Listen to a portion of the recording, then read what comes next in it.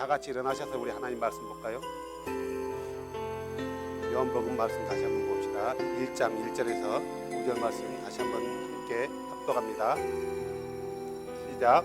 처음에 말씀이 계셨고 말씀이 하나님과 함께 계셨으며 말씀이 하나님이셨더라.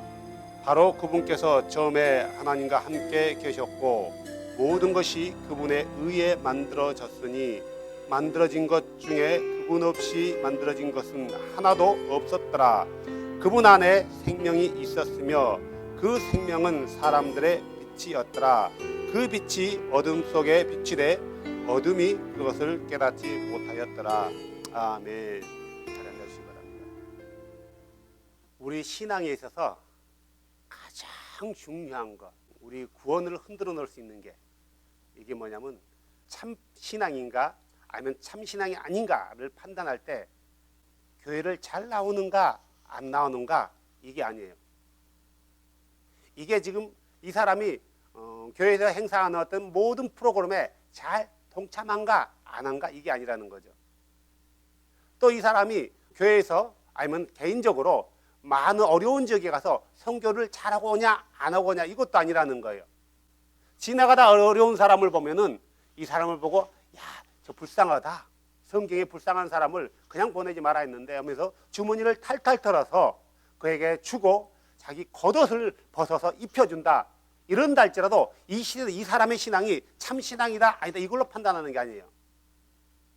우리의 신앙은 뭐냐면은 그가 예수를 어떻게 알고 어떻게 믿고 있냐. 이게 우리의 신앙이 참 신앙인가 아닌가를 판단해 주는 거예요. 대부분의 사람들은 다수결의 원리에 의해서 때로는 다수가 믿기 때문에 맹목적으로 따라가는 길을 가고 있어요. 스칸디나비아 반도에 가면요 레밍이라는 설치류에 해당하는데 이 레밍이 얼마나 웃기냐면은 집단 자살 쇼를 하는 아주 대표적인 짐승 중에 하나래요. 수천 마리가 한꺼번에 막 낭떠러지 떨어져 죽는 거예요. 왜 그러냐면은 어느 날 갑자기 한 마리가 달려가면은 옆에 있는 쥐가 살펴다가 같이 달려간대요. 계속 기다려 막 주변에 있는 쥐들이 모여든대요. 레밍들이. 그러다 어딘지 모르게 한 마리가 가는 곳을 향해서 계속 따라간대요. 그래서 어디를 만나요? 낭떠러지. 스탑하지 않는데요. 모인 무리들이 다 떨어질 때까지 계속 뛴대요. 집단 자살한대요. 자연학 과학자들이 왜 레밍들이 이런 집단 자살 쇼를 하는가 알아보려고 했는데 그 원인은 밝히지 못했대요. 이런 현상들이 또 우리 사회에도 많다 이거예요. 그래서 이것을 레밍 효과 그런대요. 무슨 말이냐면은 특히 우리 한국 사람들 그런 거 많잖아요. 아, 이 중국이 대륙이라 하더라. 그래서 중국어를 잘해야지 앞으로 세상에서 살아남을 수 있다. 좋은 직장을 놓고 하니까 이것저것 따지다 고 어떻게 해요? 다 얘들을 중국으로 다 보내는 거예요. 누가 보내니까? 옆에서 보내니까. 대책 없이 보내는 거예요. 옆에서 누가 아니야 영어를 잘해야 한다니까 막 주변에 없는 사람까지 빚을 내면서까지 어디로 보내요? 미국, 영국, 캐나다, 호주, 막 필리핀 이렇게 막 보내는 거예요. 물론 그 가운데서 성공한 사람도 있지만 대부분이 그 가운데서 생활하다가 거의 다 망가진다라는 거예요. 물론 영어는 잘하겠죠. 중국어는 잘할 수 있죠. 근데 그의 인생이 무너지는 거예요. 우리나라의 사람들은 누가 좀 뭐 한다 하더라면 다 하는 거예요. 특히 명품. 누가 샤넬 한다 하더라면 다 샤넬 가는 거예요. 이런 게 바로 레밍 효과라고요. 레밍 효과. 특별한 목적 없이 다수가 하니까 따라가는 것. 우리 신앙에도 이런 레밍 효과가 있는 것 같아요. 많은 사람이 지지하기 때문에 많은 사람이 이렇게 믿고 있기 때문에 그냥 옳다라고 생각하고 무조건 믿는 거예요. 무조건 나는 이렇게만 믿어. 많은 사람이 이렇게 하고 있잖아. 많은 사람이 이렇게 믿잖아. 오래전부터 이렇게 믿어왔잖아. 이렇게 생각하는 거죠. 그런데요, 우리가 생각해보면 정말 우리 신앙에도 이런 레밍 효과 같이 다수가 믿기 때문에 다수가 옳다라고 생각하기 때문에 그게 옳다라고 할 수 있냐? 그렇다 해서 그게 틀렸다라고 할 수 있냐 이거예요. 다수가 믿기 때문에 꼭 옳은 것만은 아니에요. 그런다 해서 그게 틀렸다고 할 수 없는 거예요. 소수가 믿기 때문에 소수의 의견을 들어줘야 된다 해서 소수가 또 옳은 것만 아니에요. 문제는 교회 안에서 예수를 믿는 사람들이 너무너무 다른 개념의 자기들 주관적인 생각에 의해서 예수를 믿어요. 하지만 근본적인 베이스는 같아요. 더 이상 생각해보지 않고 무조건 다른 사람들이 그렇게 믿으니까 나도 그렇게 믿는다라는 거예요. 이것 또한 레밍 효과라는 거예요. 우리는 철저하게 이런 레밍 효과를 폐지해야 되는 거예요. 우리는 성경에서 옳다라면은 그게 옳은 거예요. 성경에서 이렇다면은 우리는 그렇게 해야 되는 거예요. 성경에서는 이렇다 하는데도 불구하고 물론 성경은 그래. 하지만 이렇게도 생각할 수 있어 라고 말하는 사람들이 의외로 많다라는 거예요. 그런데 이렇게 말하는 사람들의 모든 사람의 공통점은 anyway 예수를 믿는다라는 거예요. 예수를. 그래서 각 사람들이 어떤 위안을 갖냐면은 나는 예수를 믿기 때문에 괜찮아. 모든 것이 면죄부가 되는 거예요. 내가 이렇게 해도 성경을 따르지 않아도 내가 예수를 믿기 때문에 면죄부. 그러다 보니까 신앙에 대한 여러 가지 모든 면들이 우후죽순처럼 생겨나서요. 각자 물어보면 그걸 다르게 설명하는 거예요. 분명히 예수를 믿는단 말이에요. 분명히 우리가 똑같은 성경을 가지고 있는데 각자 다르단 말이에요. 이제 이게 문제인 거예요. 우리의 믿음은 아브라함 때 믿음이나 사도 바울 때 믿음이나 지금 이 시대의 믿음이나 믿음의 본질이 바뀔까요? 전혀 바뀌지 않아요. 그대로예요. 물론 아브라함 때 믿음은 계시가 완성되지 않았기 때문에 바라보는 믿음이 있었단 말이에요. 다가올 것에 대한 그림자로서의 실체를 바라보는 믿음이 있었어요. 그러나 그 본질에 있어서는 전혀 변함이 없다라는 거예요. 그런데 지금은 아브라함 때 믿음과 예수님 당시의 믿음과 사도들 제자들 때 믿음과 지금의 믿음은 너무너무 다르다라는 거예요. 이 다른 게 윤리적인 거라든가 신앙적인 삶의 부분에서 다르다라면은 그럴 수 있어요. 하지만 아주 가장 기본적인 내 하나님에 대해서 어떻게 생각하냐, 이게 완전히 달라졌다라는 거예요. 이게 문제라는 거죠. 그럼에도 불구하고 사람들은 뭐예요? It's okay 그러는 거예요. 왜요? 왜 It's okay라고 생각할까요? 나는 지금 누구를 믿고 있어요? 예수를 믿고 있잖아요. 그러니까 It's okay라고 해요. 우리가 성경을 보면서 성경에서요, 하나님 하면은 어떤 분을 가리키는 거예요? 언제나 구약에서 계시되었고 나타나서 이스라엘 백성과 관계를 가졌던 그 창조주 하나님, 아브람과 이삭과 그 야곱의 하나님, 그분만을 지칭하는 거예요. 언제나 유대인들도 하나님 그러면은 아브람의 하나님, 이삭의 하나님, 야곱의 하나님, 하늘과 땅을 창조하신 창조자, 그분만을 100% 지지하는 말이란 말이에요. 언제나 그분이었어요. 그러면은 유대인에서 나왔던 사도와 제자들에게 있어서 하나님 그러면은 다른 분을 가리켰을까요? 하나님 그러면은 언제나 그들은 유대인이었다는 사실을 잊으면 안 돼요. 아브라함의 후손이었다는 사실을 잊으면 안 되는 거예요. 그들에게 있어서 하나님 그러면 언제나 우리 조상들이 믿었던 그 하나님, 아브라함의 하나님, 이삭의 하나님, 야곱의 하나님을 막 생각하고 염두하고 부르고 믿고 있는 거란 말이에요. 부르고 믿고 있는 거예요. 그런데 문제는 사도와 제자들, 유대인들과의 사이에서 다른 점이 하나가 있었단 말이에요. 유대교 안에 여전히 머물러 있는 사람들, 여전히 유대인의 교리 안에, 모세 율법 안에 있었던 그들은 아직 메시아로 오지 않았다. 여전히 우리 신은 거룩하신 분이기 때문에 인간으로 오지 않는다. 이런 잘못된 가르침에 그들은 받았고, 그래도 우리 신은 여전히 하늘에 있고 메시아는 정치적인 메시아다 라는 그런 가르침에 그들이 사상에 물들어 있었기 때문에 그들은 그렇게 생각한 거예요. 하지만 사도와 제자들은 어떻게 믿었냐면 아브라함과 이삭과 야곱이 믿었던 그 하나님, 우리 조상들이 믿었던 그 하나님, 그가 육체 안으로 오셨다. 그분이 바로 나사렛 예수다. 이분 외에는 다른 구원자가 없다. 이분을 믿어야 된다. 이분의 이름으로 죄 용서함을 받아라. 그분이 바로 죄를 사할 수 있는 유일한 권한이 있는 누구이기 때문에요? 아브라함과 이삭과 야곱의 하나님, 전능하신 그 하나님, 우리 조상들의 하나님이시기 때문이다 라고 제자와 사도들은 선포했단 말이에요. 오순절 이후 하나님에 대한 개념이 모세 율법 안에 있는 사람들과 그 율법의 그림자로부터 벗어나 실체를 따르는 사람들과의 약간 다른 개념, 예수를 어떻게 생각하냐 이거예요. 유대인들은 예수를 뭐라고 생각했어요? 나사렛 이단. 사도와 제자들은요, 예수는 우리 조상들의 하나님, 바로 그가 이분이다 라고 믿었다라는 거죠. 이 믿음은 하늘과 땅 차이예요. 제자들은 사도와 제자들은 우리 조상들의 하나님, 우리가 아도나이라고 불렀던 그분이 바로 예수다. 그래서 예수가 주 하나님이시다. 예수를 주 예수라고 불렀단 말이에요. 이게 율법 안에 있는 사람들과 율법 밖으로 나왔던, 율법으로부터 계시된 본 실제를 따르고 믿는 사람들과의 차이점이었단 말이에요. 그런데 문제는 그거예요.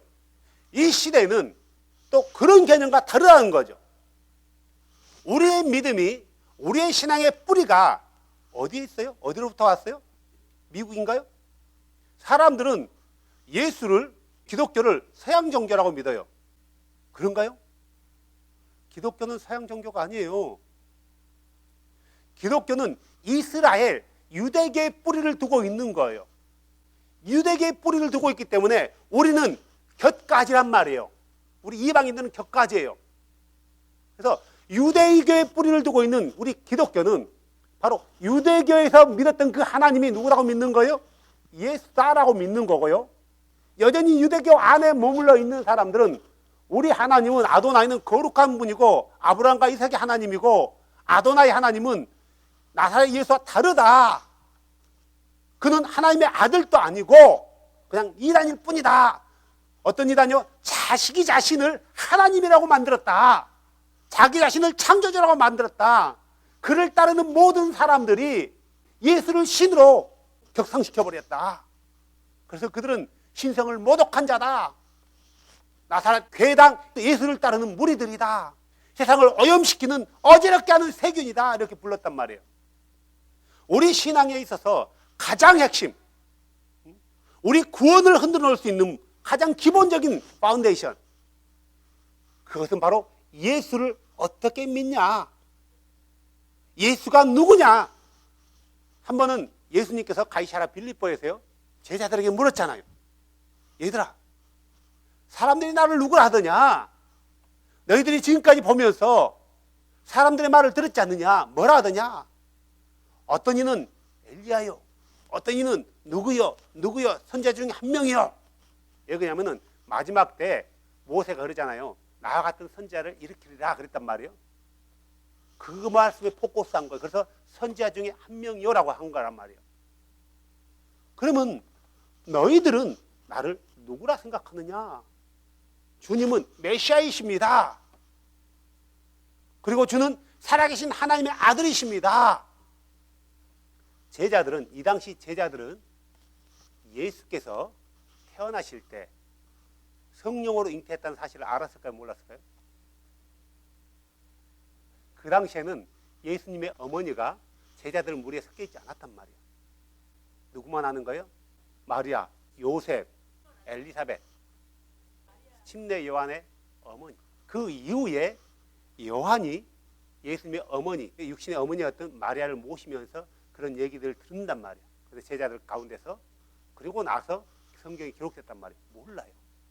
그런데 베드로는, 물론 이것은 베드로만의 생각이 아니었고 제자들이 모두가 가지고 있는 생각이에요. 우리들은 그래요.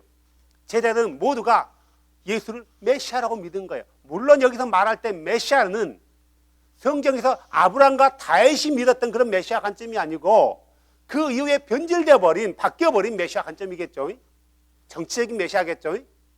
여전히 그는 예수님이 십자가 전 사건 그 전만 해도 어디죠? 예루살렘에 들어가는 그 순간까지도 자기들은 이제 우리 시대가 왔다라고 생각했단 말이에요. 여전히 정치적인 메시아로 생각한 거예요. 예수는 메시아요. 물론 베드로가 그 얘기했을 때 자기가 무슨 의미인지도 모르고 고백했을 거란 말이에요. 그리고 주는 살아계신 하나님의 아들이십니다. 살아계신 하나님의 아들이라는 것은 하나님께 낳으신 그런 아들이 아니라 하나님이십니다. 이런 고백이란 말이에요. 이 고백의 본질이 부활하고 나서 예수를 만난 토마를 통해서 정확히 드러나요. 주는 나의 주요, 나의 하나님이십니다라고 고백하잖아요.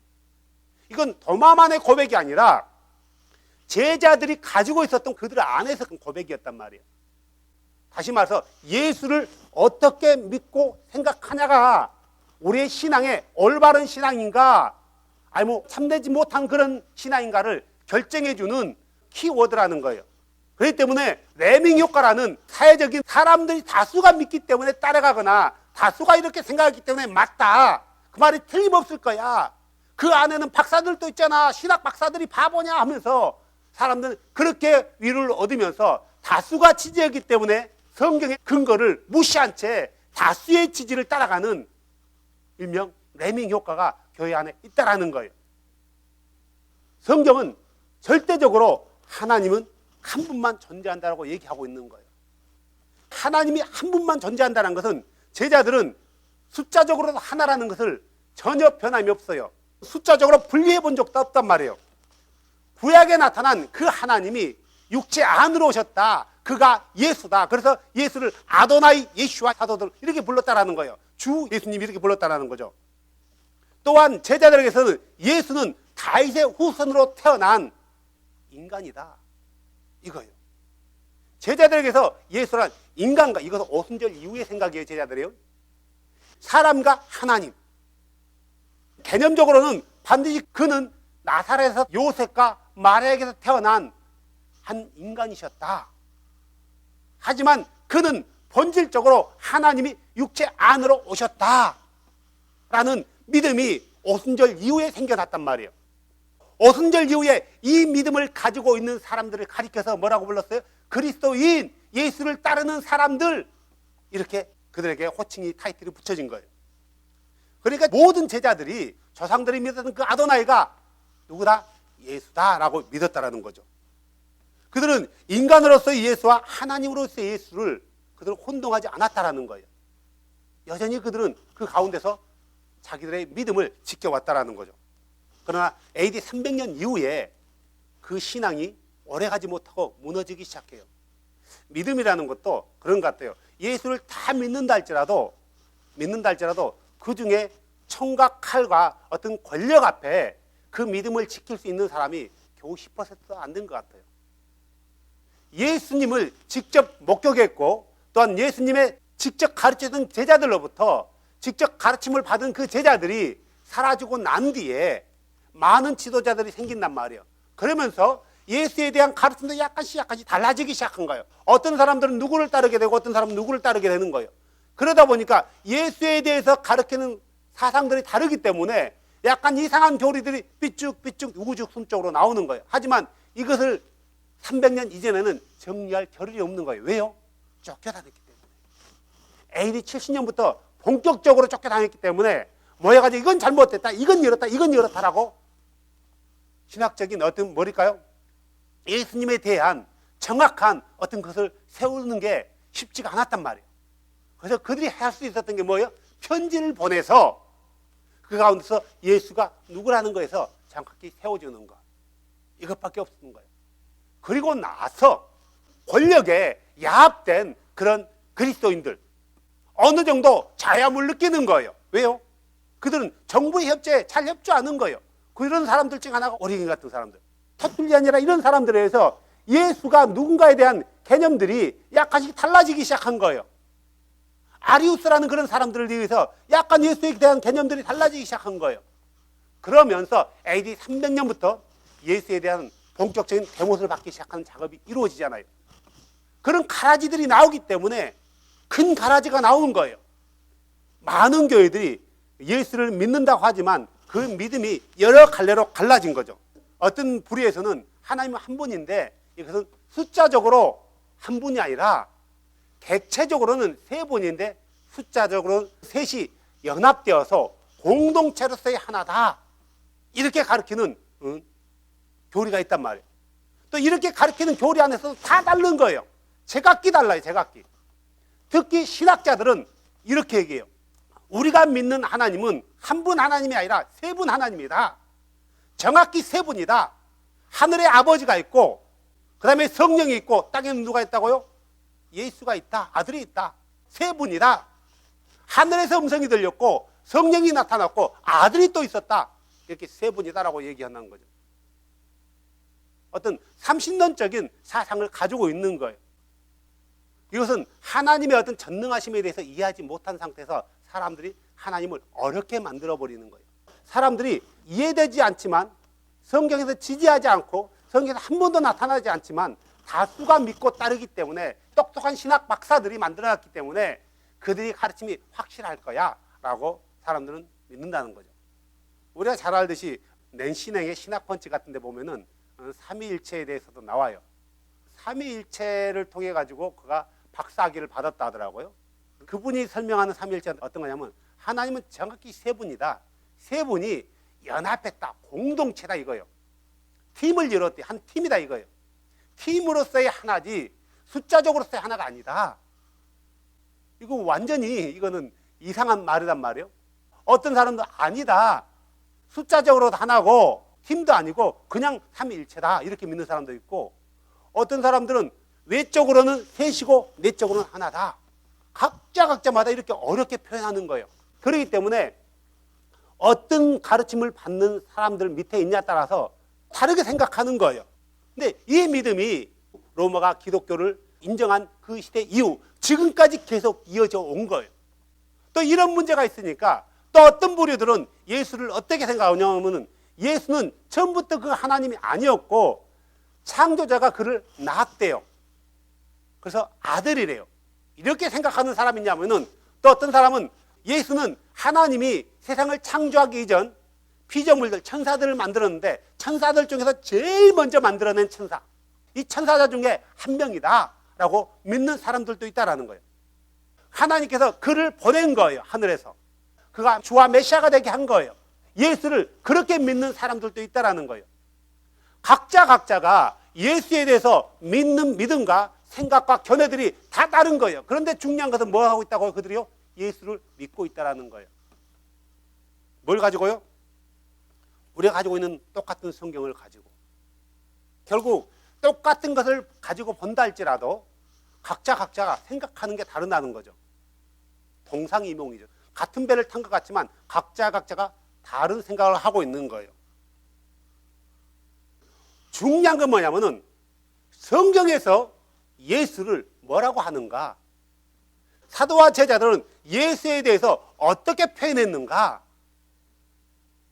이게 우리가 가장 핵심적인 키워드고 우리가 믿어야 되고 우리가 따라야 되고 우리가 붙들어야 될 성경적인 예수에 대한 견해란 말이에요.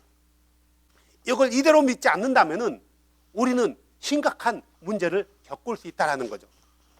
우리가 너무나 잘 아는 신명기 6장 4절은 쉐마 이스라엘아 들아 우리 주 하나님은 한 주이시니 이 마인드는 제자들 마인드에 제자들 머릿속에 대목 같은 거고 뺄 수도 없고 박을 수 없는 거예요.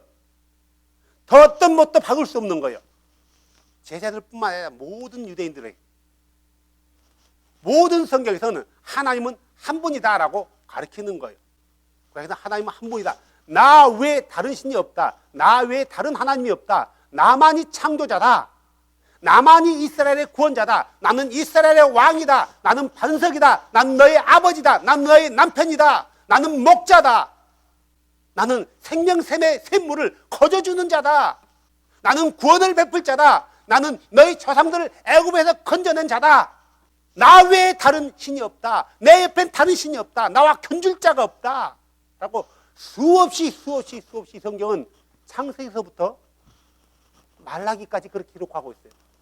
심지어는 말라기서 2장 10절은 뭐라고 했어요?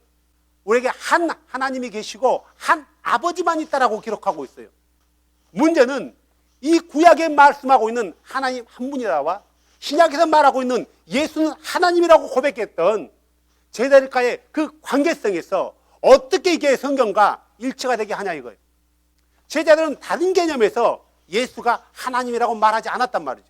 그들이 가지고 있는 기본적인 신앙 바탕 안에서 그들이 유대인으로서 조상들로부터 들었던 그 개념 안에서 그 조상들의 하나님이 예수다라고 그들은 가지고 있었던 거지, 다른 개념으로서 또 다른 하나님이 우리에게 있었다, 그는 하나님의 아들이면서 하나님이다 라고 그런 마인드로 가지고 있지 않았다라는 거죠.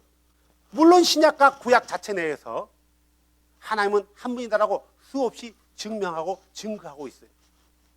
가장 중요하게 우리가 결정하는 것은 구약에서 이렇게 말했던 그분이 신약에서 이렇게 통일되게 연관성 있게 얘기하냐 이거예요. 일관성 있게 얘기하냐 이거예요. 우리 많은 사람들은 계시가 점진적인 계시로 이루어진대요. 그래서 그 계시가 누구에서 딱 포커스가 맞춰진다고요? 예수에게서 맞춰진대요. 그렇다면은 구약에서 말하는 그 하나님의 포커스가 어디로 오는 거예요? 예수로 나오는 거죠. 예수가 바로 그 하나님이라고 생각하지 않고 예수도 하나님인데 아들 성자 하나님이라는 결론을 내버리는 거예요. 성경의 기록의 문자적인 면을 문자적으로 해석하다 보니까요. 성경을 문자적으로만 해석하면 심각한 일이 도래되는 거예요. 성경에 이런 말이 있어요. 내 팔이 짧아서 구원을 하지 못하겠느냐, 내 귀가 없어서 듣지 못하겠느냐, 이렇게 주님이 얘기한단 말이에요. 그 말은 문자적으로 해석한다면 주님이 팔이 있다는 거예요, 없다는 거예요? 있다는 거예요. 근데 주님의 팔이 짧다는 거예요, 길다는 거예요? 길다라는 거죠. 문자적으로 해석하면은. 그럼 주님이 귀가 있다라는 거예요, 없다는 거예요? 있다라는 거예요. 근데 실제로 주님이 팔이 있고 귀가 있나요? 만약에 주님께서 팔이 있어서 구원한다면 그분은 전능하신 분이 아니에요. 우리 주님은 영이시기 때문에 우리가 생각하는 그런 팔이 없단 말이에요. 그분은 영이 홀리 스피릿이에요. 그분은 아무거나 어떤 것인지 할 수 있는 전능하신 분이란 말이에요. 그분이 팔이 있기 때문에 우리를 구원하는 게 아니고 그분이 귀가 있기 때문에 우리 기도 소리를 듣는 게 아니란 말이에요. 그는 창조자예요. 권능자예요. 절대자예요. 문자적으로 해석하면은 이런 내 주를 어떤 걸로 격화시키는 거예요? 물질로 격화시켜 버리는 거예요. 그것은 우리 인간의 개념에서 그분을 이해하기 쉽도록 우리 눈높이적인 개념에서 설명하다 보니까 내 손이 짧아서 구원하지 못하겠느냐, 내가 귀가 없어서 듣지 못하겠느냐, 내가 내 손으로 세상을 창조했다. 그것은 손으로 창조했단 말이 아니죠. 우리가 성경을 문자적으로 해석해버리면 엄청난 일이 벌어지는 거죠. 물론 또 모든 것을 영적으로 해석한다 해가지고 다 그렇게 해석할 수 없는 거예요. 문맥에 따라서 이것을 어떻게 우리가 해석해야 되는가 따라서 내용이 결정되어지는 거죠. 그렇기 때문에 우리가 올바른 믿음 안에 있는 사람들은 같은 성경을 볼지라도 같은 개념에서 설명하는 거예요. 세상에 예수를 믿는 사람들 중에 여러 가지 부류가 있지만 나같이 믿는 사람도 있을 거란 말이에요. 적지 않고 많단 말이에요. 우리가 몰라서 그렇지. 그러면 그들과 내가 어떤 교제를 나눴냐, 하나님에 대해서 논쟁을 해보고 토론을 해본 적 있냐? 나는 그들이 누군지도 몰라요. 이름도 몰라요. 그들이 유일하게 봤던 게 뭐예요? 내가 유일하게 봤던 게 뭐예요? 성경. 이 성경을 통해서 우리의 신앙이 어떤 신앙인지 세워져 나간다라는 거죠. 하지만 성경을 통해서 주를 알지 못하고 누구의 가르침을 통해서 주를 알기 시작한 사람들은 성경과 다른 믿음을 갖게 되더라고요. 한마디로 쉽게 얘기한다면 마약 먹은 알코올 중독자 어머니가 그 젖을 누구에게 먹이는 거예요? 자기 자녀에게 먹이는 거예요. 또 이게 젖이 많으니까 이웃집 아기까지 먹인단 말이에요. 어떻게 될까요? 사랑하는 여러분, 오늘 우리가 요한복음을 수없이 읽으면서도 하나님을 따로 분리해서 믿는 사람들이 너무나 많은 거예요. 성경은 내 주 하나님은 한 분이다, 한 주이시다라고 수없이 성경에서 그렇게 말하고 있지만 성경을 따르지 아니하는, 다시 말해서 하나님은 믿는데 말씀을 믿지 않는 사람들이 너무 우리 주변에 많다라는 거죠. 그렇기 때문에 아무리 진리를 얘기해도 다수가 이 진리를 믿지 않기 때문에 그들은 다수가 어떻게 믿냐에 따라서 자기의 신앙을 결정하려고 하는 거예요. 다수가 어떻게 믿냐에 따라서 자기 구원을 결정하려고 하는 거예요. 성경에는 어떻게 예수를 말하고 있냐에 따라서 내 구원을 결정하려고 하는 게 아니라 다수가 어떻게 믿고 있냐에 따라서 자기의 구원을 얘기하려는 거죠. 대부분의 사람들이, 많은 사람들이 이 목사는 이렇게 하고 저 목사는 저렇게 하고 그래서 성경은 보지 않고 목사의 설교만으로 자기 구원을 정하려는 사람이 의외로 많다라는 거예요. 의외로. 아니, 내 죄에 대해서 전혀 관심 없는 사람들이 너무나 많다는 거죠. 제일 중요한 것에는 관심이 없고 중요하지 않은 것에만 관심이 많다는 거죠. 내가 병 고치는 능력이 없어요. 나 지옥 가나요?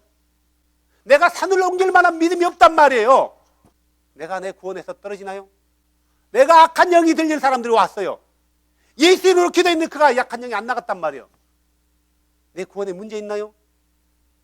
그런데 내가요, 능력이 있어요. 악한 영이 걸린 사람들에게 기도하니까 악한 영이 떠났어요. 산을 옮길 만한 믿음이 있어요. 천사의 말을 해요. 사랑도 커요. 많아요. 근데 내가 내 주를 정확히 몰라. 내 주가 어떤 분인에 대해서 설명을 하면 설명도 안 돼요. 이상하게 해요. 내 주를 몰라요. 그러면은 그 사람은 어떨까요? 물론 그 사람이 지적 장애가 있다라면 이해해. 지적 장애가 있다면 이해한단 말이에요. 하지만 정상적인 사람이에요. 어떤 학식도 있어요. 그런데도 몰라요. 어떻게 될까요? 물론 내가 그 사람이 천국과 지옥을 결정할 수 있는 권한은 나에게는 없어요. 하지만 내가 성경적인 입장에서 본다라면은 내 견해는 그 사람의 구원에 심각한 문제가 올 수 있다라는 거예요. 왜? 성경에 근거하지 않았기 때문에. 아무리 그가 하늘에서 불을 내리고 아무리 그가 죽은 사람을 살려낸다 할지라도 그가 예수를 어떻게 생각하냐에 의해서 그가 성경에서 말하는 대로 예수를 믿지 않는다면 산을 옮길 만한 그 능력이, 악한 영을 쫓아냈던 그 능력이 자기를 구원시키지 못한다라는 거예요. 요즘 인터넷 유튜브 보면요, 대단한 일들이 많이 벌어져요. 어떤 캐톨릭에서도 은사 집회를 하더라고요. 개신교에서 했던 기도회 같은 거 해가지고 막 방언도 하고요. 그 가운데 어떤 사람 예언도 하고 신유은사도 하고, 특히 캐톨릭에서 테마하는, 테마사라죠. 악한 영을 쫓아내는 거. 이거 훈련시키는 사람들이 따로 있대요. 이런 사람들이 캐톨릭 안에서 신부나 사제들이었는데 자기들이 말하는 믿음에 굉장히 단계가 있는 내공이 깊은 사람들, 많은 사람으로 칭찬을 받는 사람, 이런 사람들을 테마하는 훈련을 시킨대요. 그래서 이번에 나온 영화가 검은 사제들인가요? 바로 그게 그런 내용이에요. 근데 실제로 있다라는 거예요. 그러면 그들이 테마할 때 누구의 이름으로 해요? 예수 이름으로 해요. 바알의 이름으로 하지 않고요, 마리아 이름으로 하지 않고 예수 이름으로 해요. 근데 나가요, 안 나가요? 나가요. 그런데 그들의 믿음은, 마리아는 누구예요? 하나님이에요. 하늘의 황후란 말이에요. 이스라엘 백성들이 아도나이를 섬기면서 누구를 또 섬겼어요? 바알 신을 섬겼단 말이에요. 그들이 바알 신을 섬기면서 능력을 행했어요, 안 했어요? 행했다라는 거예요. 이스라엘 안에서도, 유대가 안에서도요, 신비 종교가 있어요. 그들 안에서 어떤 능력과 기적이 나타나는 거예요. 그들이 아도나이를 안 믿나요? 그들이 아도나이를 믿었어요. 믿으면서 다른 종교의 어떤 것들을 가지고 애도한 거예요. 우리는 그 사람이 능력을 행하냐 안 하냐, 그 사람에게서 능력이 나타나냐 안 나타나냐, 그 사람이 얼마나 사랑이 있냐 없냐, 그 사람이 얼마나 기도를 많이 하냐 안 하냐, 이걸로 그 사람의 믿음을 평가하면 안 된다라는 거예요. 그 사람이 예수를 어떻게 믿고 따르고 있냐, 성경적인 개념에서 예수를 믿냐 아니냐, 이걸로 그를 판단하고 우리는 분별해야 되는 거지. 사람들이 입으로는 주여 주여 하지만 그날에 주께서 뭐라고 한대요? 주여 주여 했다는 것은 그분의 이름을 불렀다는 거예요. 예수여, 예수여, 예수 이름으로 했다는 거예요. 근데 주는 뭐라고요? I don't know. 너를 절대로 난 알지 못한다 이거예요. 다른 것을 믿었기 때문이 아니에요. 성경적인 것에 기준을 두지 않았기 때문에 그러는 거란 말이에요. 그 말씀의 칼에 의해서 심판을 받는 거죠. 우리가 성경에서 말하는 예수가 누구인가를 성경에서 찾아서 제시해 주면은, 그래서 사도들의 개념이 이렇게 구약에서 말하는 하나님과 신약에 나타나는 예수가 그분이 이분이다라는 것을 증명해 주면은, 증거해 주면은 우리는 그대로 따라가야 되는 거예요. 성경에서 말한다면요. 한번 볼까요? 여화증인들, 그 사람들은 나도 예수 믿어 하고 교회 다니는 사람들 달라붙는단 말이에요. 예수가 그 하나님이냐? 그러면 아니고 하나님의 아들이다라고 해요. 그들에게 우리가 특별히 이사야서 9장 6절 얘기 중에 전능하신 하나님 하면은 마이티 갓으로 나와 있어요. 그런데 이 마이티 갓은 예수를 말하는 거고, 올마이티 갓은 여호와를 말하는 거다라고 얘기하는 거죠. 올마이티 갓은 여호와고 마이티 갓은 예수다. 그래서 구약에도 예수가 하나님의 누구의 어디에 있었다? 우편에 있었다라고 말하는 거예요. 구약에 보면은 여러 부분에서 아도나이 하나님을 마이티 갓이라고 표현한 데가 많아요. 시편 50편 1절에도 그렇게 나와 있어요. 신명기에도 있고요. 그들의 말 자체가 굉장히 어거지 쓰는 거죠. 전능하신 하나님과 능하신 하나님이 다른 하나님인가 이거죠. 전능하신 하나님과 능하신 하나님이 다른 하나님이 아니죠. 그렇다면은 여호와증인 같은 경우는 이렇게 되는 거죠. 분명히 마이티 갓에 있으면 능하신 하나님 그 말이죠. 그들에게는 투신이 있는 거예요. 창세기 17장 1절에 그러잖아요. 아브라함에게 찾아와요. 나는 전능하신 하나님이다. 올마이티 갓이다 그래요. 계시록 1장 8절에도 그렇게 나와 있죠. 전능자. 전능자가 누굴 가르치는 거예요? 전능하신 하나님을 가르치는 거 아니겠어요? 전능하신 하나님은 두 분이 아니고 세 분이 아니고 딱 한 분이에요. 구약에는 아도나이라고 불렀고 신약에서는 그분을 아도나이 예수야 이렇게 불렀단 말이죠. 시편 18장에 보면은 아도나이를 뭐라고 해요? 반석이다라고 얘기해요. 이스라엘의 반석 대신 주님. 반석은 하나밖에 없는 거예요. 고린도전서 10장에 보면은 예수가 우리의 반석이래요. 구약에서는 아도나이가 여호와가 반석이라고 했지만 신약에서는 예수가 반석이라고 정확히 못을 박아요. 그 말은 그 여호와라고 불렀던 그분이 예수다라는 말과 동일하는 거예요. 시편 18편 2절에 아도나이가 구원의 뿌리래요. 누가복음 1장 69절에는 예수가 구원의 뿌리라는 거예요. 우리가 잘 아는 시편 23편은 주는 내 목자 신이 그래요. 자, 이스라엘의 목자는 누구예요? 주, 아도나이. 한 분이에요? 세 분이에요? 한 분. 그분이 육체로 오셔서 뭐라고 해요? 나는 누구다? 선한 목자라. 분명히 예수님이 그렇게 얘기했을 때 그분 앞에 있었던 사람들은 한국 사람도 아니었고 컬트족도 아니었고 인디안도 아니었고 필리핀어도 아니었어요. 누구였어요? 유대인이었단 말이에요. 유대인. 나는 선한 목자라. 나는 양의 문이라 라고 말했을 때 그 말씀을 듣고 있는 사람들은 유대인이었다라는 거예요. 시편 24장 7절에서 10절에 보면은 아도나이는 영광의 왕이래요. 고린도전서 2장 8절에는 예수가 영광의 주래요. 시편 27편 1절에는 아도나이가 빛이래요. 요한복음 1장 4절. 그분 안에는 생명이 있었으며 그 생명은 사람들의 빛이었더라. 9절. 그 빛은 참빛으로 세상에 들어오는 모든 사람에게 비춥니다. 그분이 빛 대신 그분이 세상에 계셨으며 세상이 그분에 의해 만들었을 때 세상은 그분을 알지 못하였고 그 빛 대신 분께서 자기 백성에게 오심에 그 빛 대신 그분을 그분의 백성이 그 빛 대신 그분을 받아들이지 아니하였더라 라고 얘기하는 거죠. 분명히 구약에는 아도나이가 여호와가 빛이라고 했는데 야훼가 빛이라고 했는데 신약에서는 예수가 빛이라고 얘기한단 말이에요. 빛은 한 빛이에요? 두 빛이에요? 한 빛이에요. 분명히 구약에 말하는 그 빛이 예수라는 걸 성경에서 그 계시가 완성돼서 우리에게 포커스를 해주고 있음에도 불구하고 구약의 빛과 신약의 빛을 다르다고 말하면 안 되는 거죠.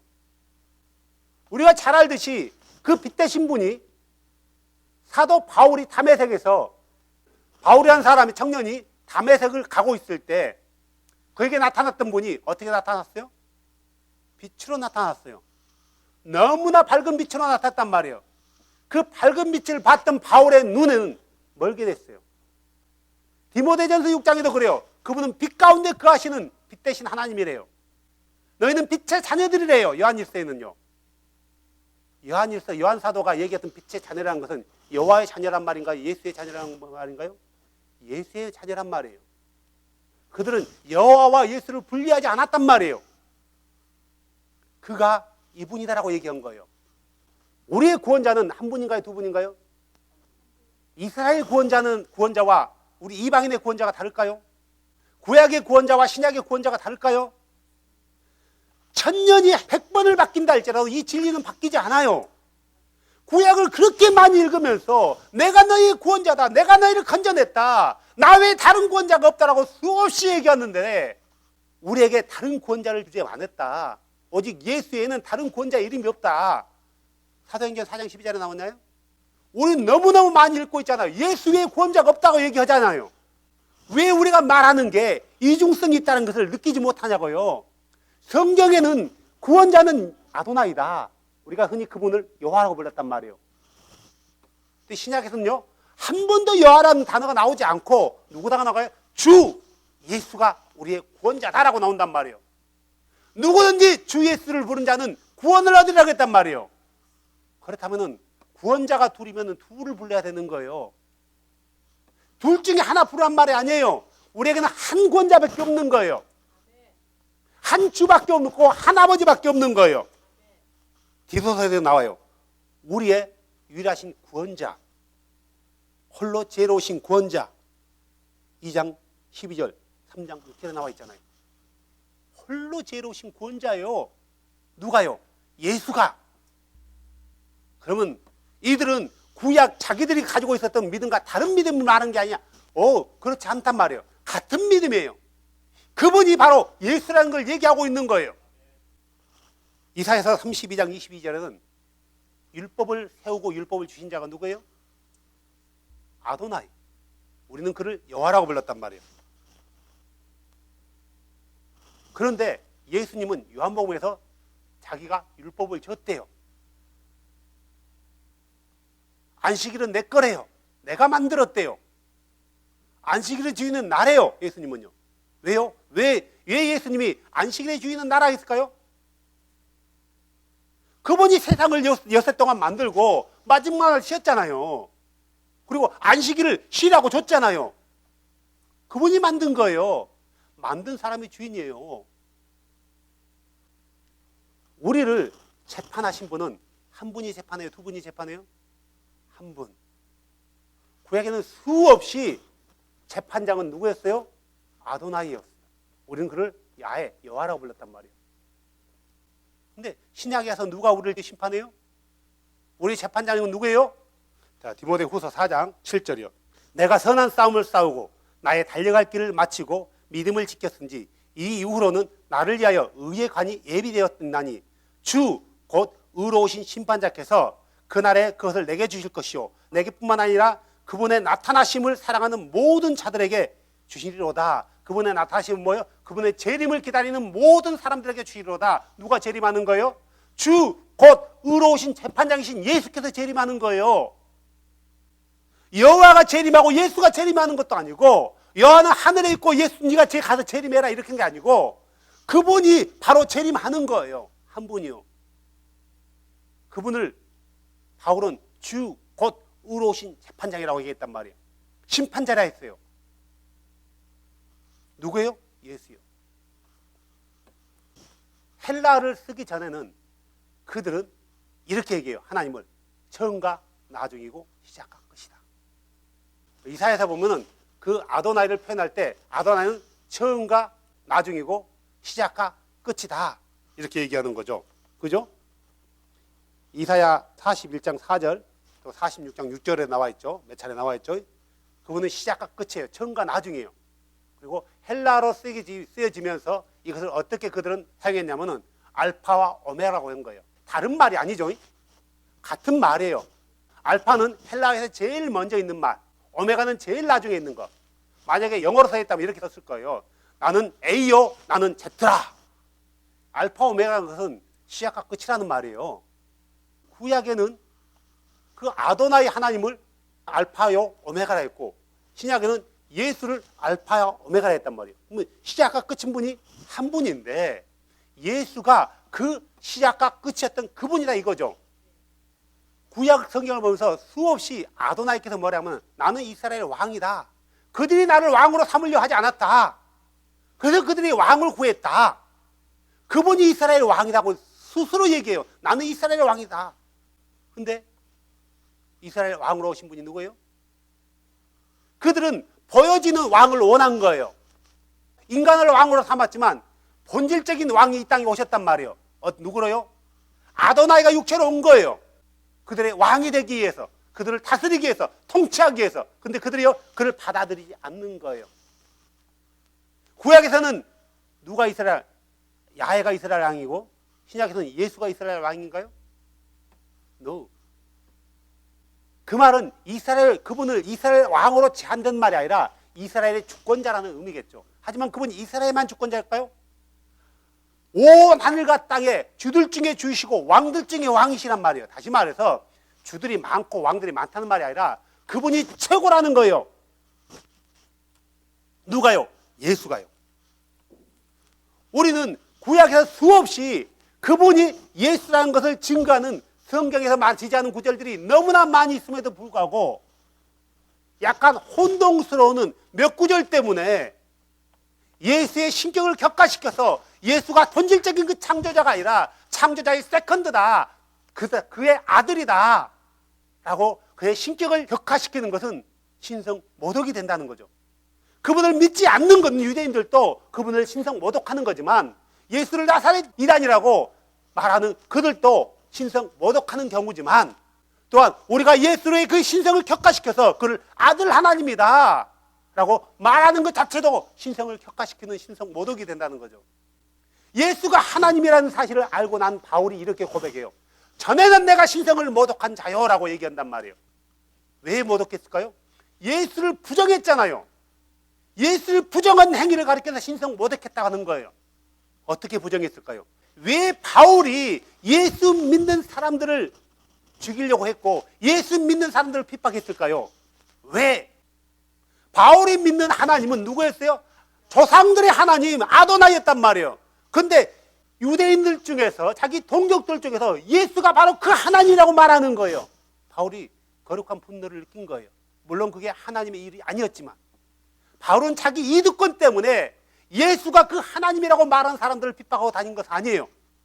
하지만 제사장들과 바리새인들은 자기의 위치 때문에 밥그릇 때문에 예수를 부정한 사람들이에요. 미운털 박힌 거죠. 그 예수를 만나고 나서 바울이 이렇게 고백하잖아요. 내가 전에 신성을 모독했던 자요. 그는 신성을 모독해 본 적이 없어요. 바울에게 있어서 하나님 몇 분이에요? 한 분이에요. 그 하나님이 예수라고 하니까 그가 화가 난 거예요. 그런데 그 예수를 핍박했고 믿지 않았고 예수 믿는 사람들을 때로는 죽음에까지 몰아내었단 말이에요. 그리고 나서 그가 참 하나님, 자기가 전에 믿었던 그 하나님이 육체로 오셨는데 나사렛에서 자랐는데 그분이 예수라는 그 사실을 알고 나서 그는 이제 완전히 다른 말을 하는 거예요. 나는 신성을 모독한 사람이고 나는 괴수 중에 괴수다. 다시 말해서 예수가 그 하나님이라고 얘기하는 거죠. 우리의 신앙, 다시 말해서 무조건 예수만 믿었다라고 되는 게 아니라 우리가 말하는 예수는 어떤 분인가? 성경에서는 예수를 뭐라고 말하는가? 자세히 살펴보고 누구처럼요? 어떤 교인들처럼요? 베레아 교인들처럼 자세히 살펴보고 그렇네? 성경은 이렇네? 성경이 옳네? 우리가 말하잖아요. 성경은 유일무한 책이라고. 성경에는 1.1핵도 오류가 없다라고 우리는 믿고 있잖아요. 우리의 믿음과 성경이 다르잖아요. 그러면 다르면은 둘 중에 하나 틀린 거예요. 내가 틀리든가 성경이 틀리든가. 그럼 우리는 살펴야 되는 거예요. 왜 성경과 내 믿음이 틀린가? 왜 성경과 지금까지 많은 신학자들이 목사들이 가르쳐줬던 것과 성경이 틀린가? 자세히 살펴봐야 되는 거예요. 왜 살펴봐야 돼요? 첫 번째는 내 죄에 관한 거고 두 번째는 뭐예요? 내 구원에 관한 거예요. 성경을 자세히 살펴보고 내가 가지고 있었던 믿음과 성경이 다르면은 둘 중에 하나 버려야 되잖아요. 두 개 다 킵할 수 없는 거예요. 두 개 다 가지고 하나님 왕국에 갈 수 없단 말이에요. 둘 중에 하나는 버려야 되는 거예요. 사랑하는 여러분, 우리의 믿음의 기준은 많은 사람들이 다수가 믿기 때문에 그 그것이 옳을 거야 라고 따르는 레밍 효과를 따라가면 안 된다는 거죠. 세상의 모든 사람이 그렇게 믿는다 할지라도 그 믿음이 성경과 다르면 틀린 거예요. 우리의 기준은 성경을 통해서 판단하는 거고 결정하는 거고 분별하는 거죠. 그래서 우리가 하나님이 한 분이라는, 그분이 예수라는 이런 믿음 안에서 성경을 본다면 좀 더 쉽게 사도들이 말하고자 하는, 의도하고자 하는 그 내용에 근접할 수 있다는 거예요. 성경을 통해서 최대한 성경적인 믿음을 갖는 것이 우리의 구원에 관한 것이고 내 주에 관한 것이기 때문에 그렇다는 거죠. 내 주를 알아가는 것, 이게 우리가 해야 될 본분이고 또 그 주를 믿고 따르고 순종하는 것이 우리의 본분이라는 거예요. 우리의 믿음은 절대로 변함이 없는 믿음이고 변해서도 안 되고, 그 믿음은, 우리의 믿음의 근거는 성경에 근거한 거고 사도들이 이렇게 믿었기 때문에 우리는 따른 거란 말이에요. 우리의 믿음의 근거는 바로 성경이라는 사실을 잃어버리지 마시고요. 우리가 성경을 볼 때, 요한복음 1장을 볼 때 하나님을 분리하지 말고 그분이 이분이라는 사실을 늘 마음속에 연도하면서 성경을 본다면 성경에 보는 눈들이 열리게 될 거란 말이에요. 그래서 그분 앞에 찬양을 드릴 때도 영광을 받을 만한 찬양을 드릴 수 있는, 오직 한 분에게만 찬양을 드릴 수 있고 오직 한 분에게만 예배를 드릴 수 있는 그런 복된 자들에게 주 이름으로 축복합니다. 한 구절만 보고 마칩시다. 디모데전서 6장 14절, 15절, 16절, 이 세 구절 같이 함께 합독하고 마치겠습니다. 너는 우리 주 예수 그리스도의 나타나심이 있을 때까지, 재림할 때까지죠, 점도 없고 책망받을 것이 없이 이 명령을 지켜라. 이 명령은 무슨 명령이냐면은 구약의 말씀을 말하는 거예요. 그분께서 자신의 때에 나타나심을 보이시리니, 재림할 때를 얘기하는 거죠. 그분은 찬송 받으실 유일한 권능자시오 왕들의 왕이시며 주들의 주이시니라. 오직 그분께만 죽지 아니함이 있고 그분은 아무도 접근하지 못할 빛에 거하시며 아무도 그분을 보지 못하였고 또 볼 수도 없나니 그분께 정기와 영존하는 권능이 있기를 원하노라. 아멘. 이제 만물의 마지막 때가 차고 하나님의 왕국이 가까이 왔으니 주 예수님께로 돌이키고 주 예수 그리스도만을 하나님으로 믿으십시오. 사람이 물과 성령으로 거듭나지 아니하면 하나님의 왕국에 들어갈 수 없다고 예수님께서 말씀했습니다. 베드로는 물은 예수 그리스도의 부활하심으로 말미암아 이제 너희를 구원하는 편이 곧 침례라고 했습니다. 또 베드로는 회개하고 주 예수 그리스도의 이름으로 침례를 받으면 죄들의 사면을 받고 성령을 받는다고 하였습니다. 침례는 예수 그리스도와 연합하는 행위이고 죄의 몸을 멸하는 행위이며 그리스도와 함께 죽고 장사 지내고 다시 태어나는 의식입니다. 예수 그리스도 이름으로 받는 침례는 그리스도로 옷을 입는 행위이며 손으로 하지 않는 할례이며 침례로 그리스도와 함께 일어났다고 했습니다. 사도와 제자들은 성부 성자 성령이라는 타이틀이 아닌 아버지 되시고 아들 되시며 성령 되시는 오직 주 예수의 이름으로만 침례를 베풀었습니다. 사도와 제자들은 단 한 번도 머리에 물을 붓거나 뿌려본 적이 없었습니다. 복음을 듣고 믿는 자들은 그 즉시 주 예수 그리스도의 이름으로 침례를 받았습니다. 오순절날 복음을 들었던 디아스포라들도, 제자 빌립에게 복음을 들은 사마리아인들도, 그리고 이디오피아 내시 간디게도, 다마스쿠스에서 주를 만난 바울도, 제자 아나니아에게, 백부장 고넬료와 그의 식졸들도, 빌립보 자주세 옷감 장사 루디아와 그녀의 가족들도, 빌립보 감옥 간수와 그의 가족들도, 마게도니아 지역 회당의 우두머리 칠이자 그리스보와 그의 가족들도, 이미 침례자 요한에게 침례를 받았던 12명의 침례자 요한의 제자들도 복음을 듣고 그 즉시 다시 주 예수 그리스도의 이름으로 침례를 받았습니다. 사도와 제자들은 단 한 번도 6개월 후나 새신자 교육 후에 침례를 베푼 적이 없고 믿는 즉시 예수님의 이름으로 침례를 베풀었습니다. 예수님께서 믿고 침례를 받는 자는 구원을 받고 믿지 않는 자는 정죄를 받는다라고 하셨습니다. 지금은 우리의 구원이 처음 믿을 때보다 더 가까워졌습니다.